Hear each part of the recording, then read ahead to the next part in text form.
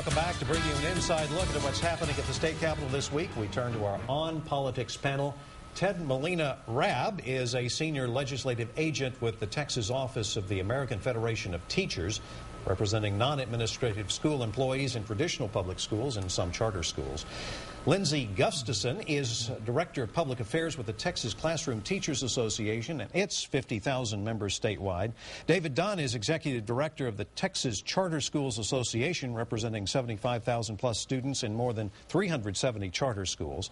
And Dr. Juan Sanchez is the Board President of East Austin College Prep Academy. That's a charter school founded by Southwest Key. We thank you all for coming in. Let's get to the point here. In Texas, we have some of the best charter schools in the country and some very bad actors that the state has been having some trouble closing down. And is it a problem of a few bad apples, or is it bigger than that, and do we have a way to fix them? Well, I think the most important thing we need to remember for this the current session that we're in, is that talking about charter schools is not going to address the most important issue, which is the fact that the current budget is well over $9 billion in the Senate and almost $10 billion in the House, short for the education that all schools need, both traditional public schools and charter schools. And that's really the thing that we have to focus on most. Ms. Gustafson?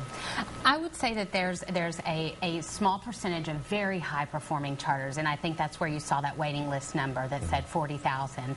I think that number comes from a small amount of very high-performing. I think you also have a small percentage of low-performing, although the last accountability ratings had 11% of charter districts rating as academically unacceptable compared to 1% of traditional public schools. And then I think you have a lot in the medium, and what David's association is doing a great job of is trying to raise those standards and have those in the medium come up to the high level and really be replicating those high-performing charter schools. David?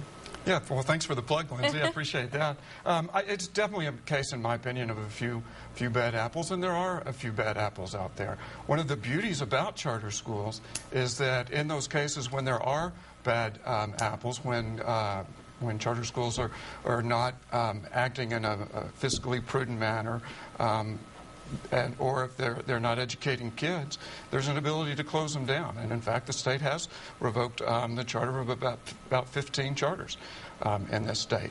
And TCSA is absolutely for that.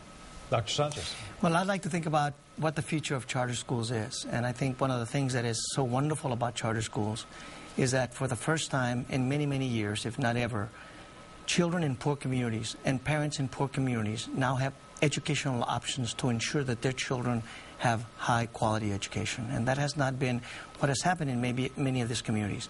We also have a lot of flexibility to develop curriculums and develop a whole strong culture of high expectations to ensure that these students have success. And three, there's a lot of accountability, because many of our charter schools are parent-driven and community-driven, who sit on our boards and make sure that we're providing the highest quality education for their children. And this is a new phenomena for many children and communities that are poor in the state of Texas and throughout this country.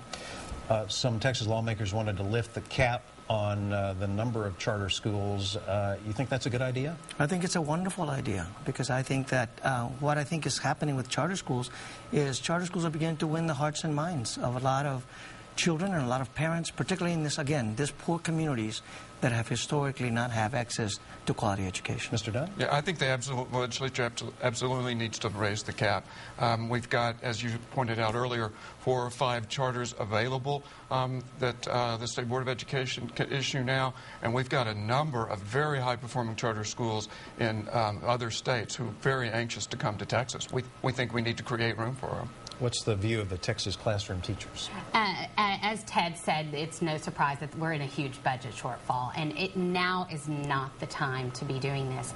TEA just reduced their employees by 10%, and charter schools do require a lot of oversight and management. As David said, they had to use a lot of their resources to close just the 15 charter schools that they did close. So now's not a time we need to be closing those habitually low-performing schools. That is opening slots. Just this year, 4 charter schools opened, are likely to open based on the accreditation standards that we had come out, where 16 charter schools were accredited warning or accredited probation out of 22. So we need to be closing the low-performing charter schools and opening more slots in that way. And there's also a replication process that the commissioner has to those high-performing charter schools have the ability to replicate. So I think that's enough for now, enough for TEA to have on their plate, especially in these current budget times. Mr. Rabb, you're nodding. It's also important to remember that while there is a legal cap on the number of open enrollment charter schools that are chartered by the state, there are 2 other categories of charter schools on which there is no limit. University and college charter schools, which can be established by any state public university or community college, are unlimited. And what we see as the most important types of charters that are done in district or campus charters, are also unlimited. The in-district charter schools are ones in which campus educators and parents come together specifically to create a charter school that meets their needs. There's no outside management organization that sets those up. And there is unlimited room for expansion in those. And in fact, we are in the process in San Antonio of putting together in-district charter schools, and in the very early stages of doing so in Austin ISD as well, with assistance from our national organization, financial assistance. Well, this morning our On Politics poll is asking the question, should Texas raise the cap on the number of charter school licenses and grants? We'll find out what you have to say about it coming up. Plus, our On Politics panel fields your online chat. Stay with us here on Session 11. Good morning.